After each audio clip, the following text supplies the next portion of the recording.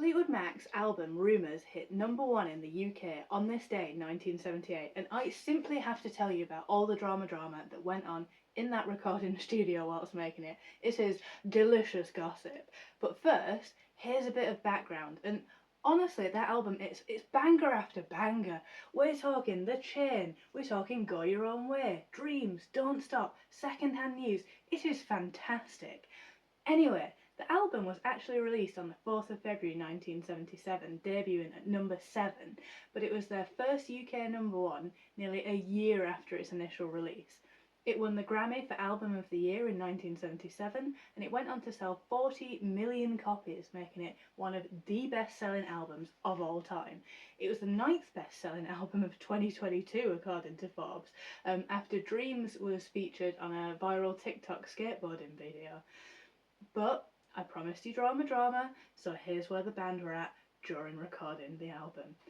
Mick Fleetwood had found out that his wife and the mother of his children, Jenny Boyd, had cheated on him with his best friend and bandmate, Bob Weston.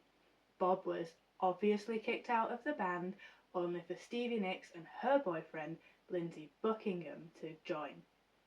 They were in an on and off again relationship, which Nicks described as a living hell, saying he and I were about as compatible as a boa constrictor and a rat. I wonder which one she was. Meanwhile, Christine and John McVie were going through a divorce brought about by his boozing and both of their cheating. They would only speak to each other about work and nothing else. That must have been so awkward. Can you imagine? Mick, can you tell John that his hair sucks?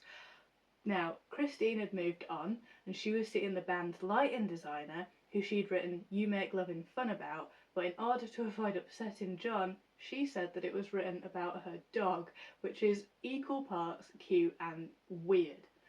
Go Your Own Way was written by Lindsey Buckingham. That was about his breakup with Stevie Nicks, whilst Dreams was written by Stevie Nicks about Lindsey Buckingham. The Chain was credited to all band members about how they were all just having an awful time. Also, they were a rock band in the 1970s, so cocaine. Lots and lots of cocaine. Several miles worth of cocaine according to some sources, which I don't think is a traditional way of measuring consumption, but do you know what? It makes a point. Stevie Nicks says they literally spent millions on it. They took so much cocaine, they were going to give their dealer a credit on the album until he moved on to the next life. And I always find that cocaine helps to smooth out arguments, especially amongst three couples going through simultaneous breakups whilst locked in a room together for 11 months, making an album and being on tour. I feel stressed just thinking about it. I can't imagine having seen that many of my work colleagues' genitals. Anyway, I would just like to wrap up this video with some of my best friend Anna's Mac facts. So, did you know that on the 1979 Tusk tour, Stevie Nicks requested that every hotel room that she stayed in be painted pink and have a white piano in it, simply because she could. Did you know about the Fleetwood Mac guitarist's curse? So the founding member, Peter Green, he wound it up with LSD psychosis, saying that he went on a trip and never came back. Which sounds terrifying.